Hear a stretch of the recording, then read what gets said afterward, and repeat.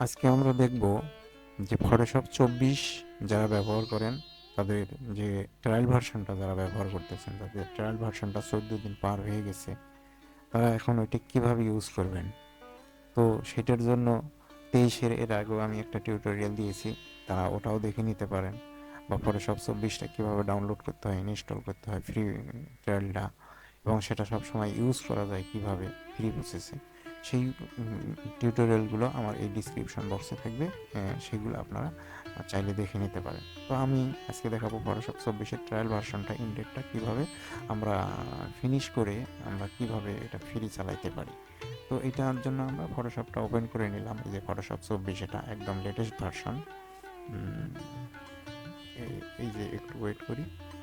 এই যে এখানে দেখেন, এখানে এই যে ইনডেড হয়ে গেলে কিন্তু এইরকম মেসেজ আসে, শো করে।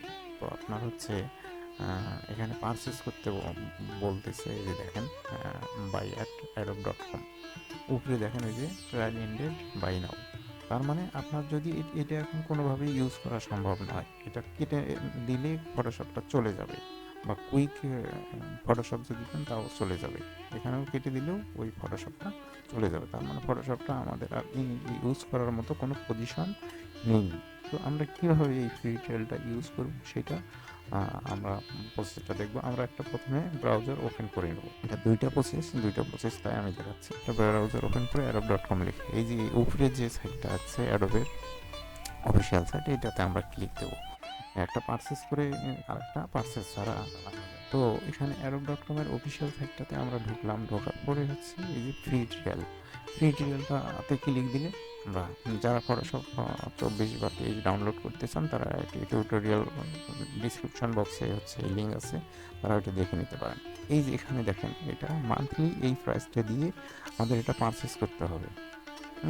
যারা পারচেস করতে চান, কারণ কি এটা পারচেস করলে তো এটা একদম মানে কোনো ঝামেলা ছাড়াই আর কি চালানো সম্ভব।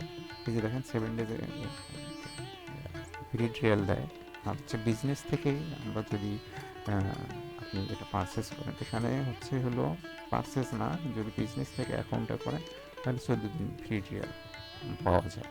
তারপর স্টুডেন্টদের জন্য 7 ডেজ ট্রায়াল, এবং স্টুডেন্টদের জন্য এই ডলারটা দিয়ে এটা পারচেস করতে হবে। তো এখানে একটা গেল পারচেসের প্রসেস। এই যে দেখেন ইন্ডিভিজুয়ালি এই মান্থ এই ডলারগুলো মান্থলি কাটবে, ইয়ারলিও আছে, মান্থলিও আছে। তো চাইলে যারা পারচেস করতে চান তারা পারচেস করে এটা ব্যবহার করতে পারেন। আর পারচেস ছাড়াও কীভাবে ইউজ করা যায় ফ্রিলি, সেটা হচ্ছে পারচেসের মতো কিন্তু হবে না। পারচেসটা করলে তো একদম স্বাধীন এবং ফুল ফ্রি ফ্রাঙ্কলি সব কিছু ইউজ করা সম্ভব, কিন্তু পারচেস ছাড়া চালানো যাবে। হয়তো সব টিউটোরিয়ালের মধ্যে এরকম পাবেন না। সেটার জন্য আমরা যে কাজটা করব এখন, প্রথমে আমরা অ্যাডোব যে ক্রিয়েটিভ ক্লাউডটা হচ্ছে আমাদের ইনস্টল করা থাকে, কারণ এটা ছাড়া তো 23 এবং 24 কেউ চালাইতে পারবেন।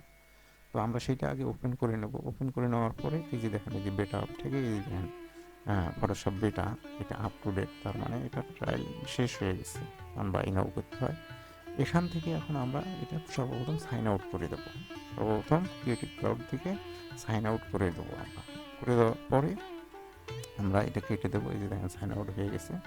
সাইন আউট হয়ে যাওয়ার পর আমরা এটা কেটে দিতেছি, হচ্ছে কেটে দেবো বা মিনিমাইজ করে কেটেই দেবো, মিনিমাইজ করে দিতে পারেন।